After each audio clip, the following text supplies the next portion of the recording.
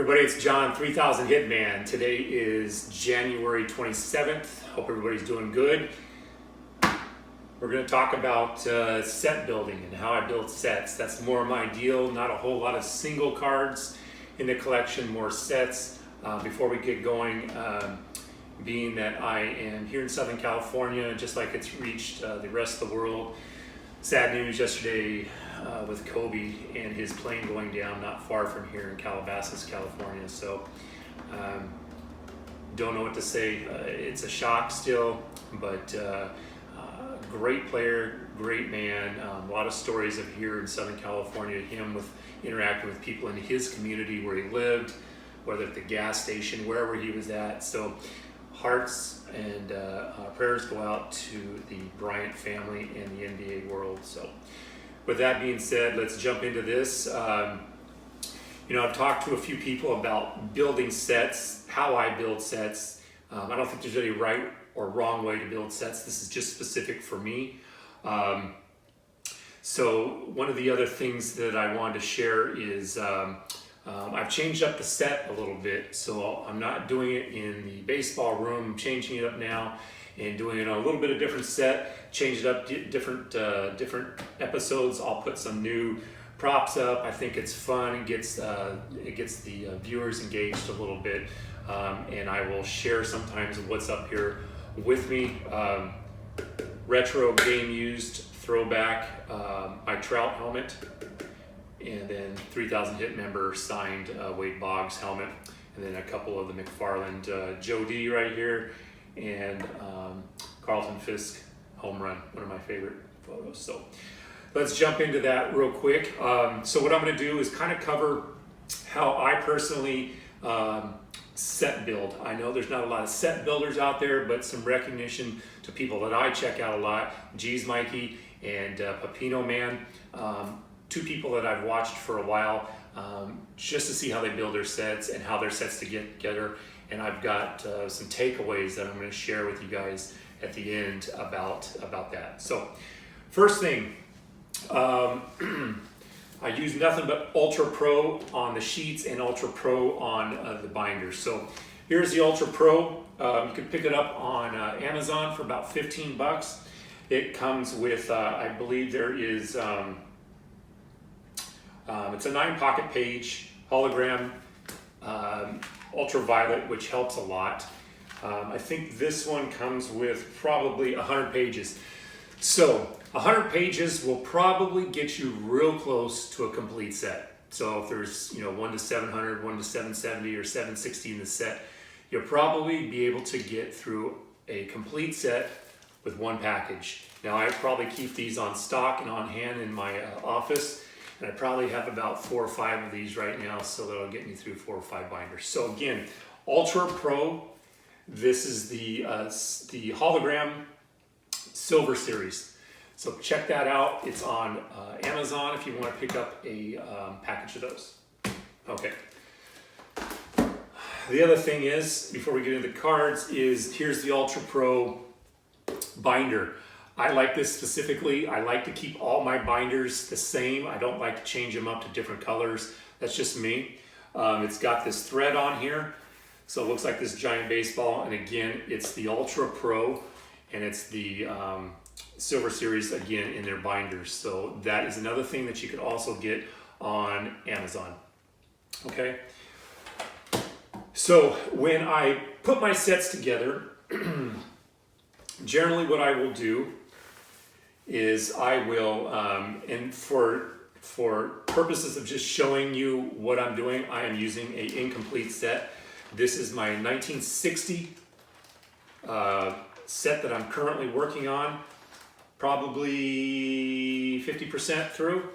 What I will do, first thing is, my commons go in here into the binder, and then my Hall of Famers or slabbed will be kept separate. So to go through a couple of the ones that I have sitting here, a 60 Ernie Banks in a 4, the Gil Hodges in a 7,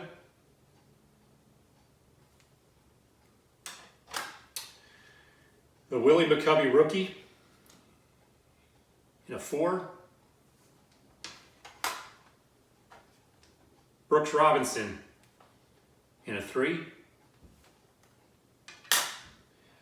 Not yet graded, 1960 Sandy Koufax. It's a nice card. It hasn't been graded, but it's a nice looking card. And then down in front, 3000 hit member is a unslabbed Carl Yastrzemski rookie card. Now, I have a few that sometimes I will take for the purposes of just keeping them so I know where they're at. I have some others that are sitting underneath. I put them on the inside of the binder. So there's an Eddie Matthews, Harmon Killebrew, and a Whitey Ford. So I keep those so I know where they're at in the event that I need them. And again, I will keep those on the inside of this binder. Okay? Next thing, the cards. I've had a couple people ask me about the cards themselves, how I put them in the sleeves. I do not put the cards in there. I do not put the cards in there back to back. I will put them in there singly so they don't damage the card that's behind it. That way, you know, it keeps the card. You can read the card. It still looks good. And as I stated in the beginning, one pack of the Ultra Pro will get you through probably one binder.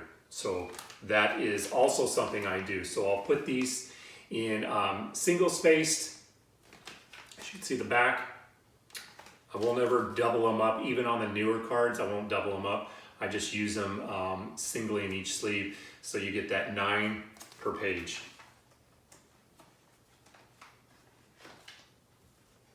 All right, so that's how I do that. Now with the binder itself, I will show you. I have a red and blue markers, and I do that specifically. I will then take a stencil that I picked up at Staples. Go ahead, and I usually put the year on top and the make on the bottom of the brand. So Topps, Bowman, whatever it happens to be, Fleer. Year on top, name on the bottom. I keep it, you know, we're all collectors, we're OCD, so I keep the colors the same always. And then I started utilizing the front here to throw in a card from that year. I saw that from Pepino Man, and geez, Mike, he did that, so I learned that. It's something that I haven't been doing, but I am going to start doing, and putting those on the front. So I take that stencil, I put the year, I put the brand, I put the card, and that one's done. That set is then complete at that point. Like I said, I keep the Hall of Famers in the slabs separate, so if I need them, then I know where they're at. Okay, so then what I also will do while I'm building this set, let's put this right here. I keep this, I know some guys will keep it on their computers, on Excel spreadsheets. That's okay, whatever works for you, this works for me. This is the binder that I keep that's tabbed out by year of the years that I'm currently working on. And I just go through and simply check it off. So the 60 set right here in front of me is the 1953 set that I'm working on. So I will just go through, click this off. If you guys want a printable PDF page, you can go to keymancollectibles.com and you can get every single year of every single brand that you need is there. It's free of charge. You can print it off right there. And then that's how I do it. So I keep all these by year. So I have the 1911 T206 border set that I'm working on, the 55, the 60, and the 1970 that I'm still looking at. So with that being said, that is how I put my sets together and where I pick up my pieces to the set, whether it's going to be the Ultra Pro, the binder, the sheets, you know, so forth. So the other thing a couple people have asked me about is how do I go about, you know, do I search out common cards? Do I search out the Hall of Famers first? You know what, I don't think there's any right, wrong way to do it. If I see a Hall of Famer and it's graded right, then I'll go ahead and pick that up. If not, what I personally do is I will go on to eBay and look for a seller that's selling, either a lot quantity of 100, 200 cards at one time. I'll go through, filter through those cards that I need, put them in the set. The remainder that's left over, just keep them. And our hobby, I give them away to people who can use them. It doesn't matter to me. It's not about making the money. So I will do that. That's one way to do it.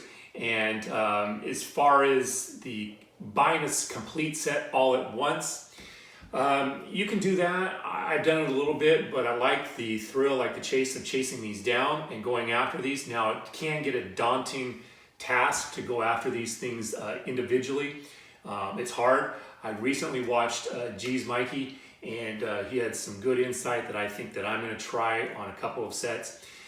Instead of going after every single card, which could be daunting, and then you might not get one that looks good, is go after Hall of Famers alone for that year. So all of 1953 or 55, all you're doing is looking for Hall of Famers in that set of that year, and that's it. So that's kind of a good idea. So those are a couple takeaways that I've seen. A lot of great set collectors out there. I know there's a lot of people who just do individuals, and that's okay. That's what makes this hobby great.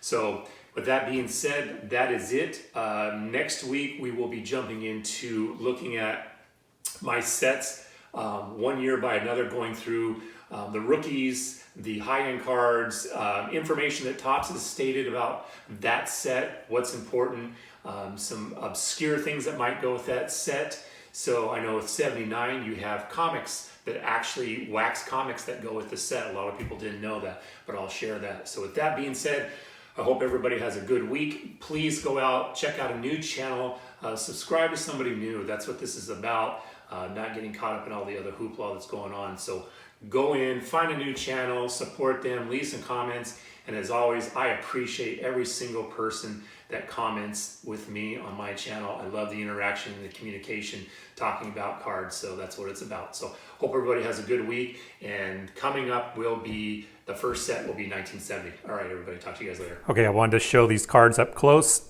Since on the show, they're a little bit out of reach and out of distance. So there's the unslabbed Yastrzemski rookie card. Ernie Banks, Gil Hodges, Willie McCovey's rookie card, Sandy Koufax, and the Brooks Robinson. And there are other Hall of Famers, but they are in the actual binder themselves on the inside flap in a holder. So, but these are the ones that are slabbed. All right, guys, thank you.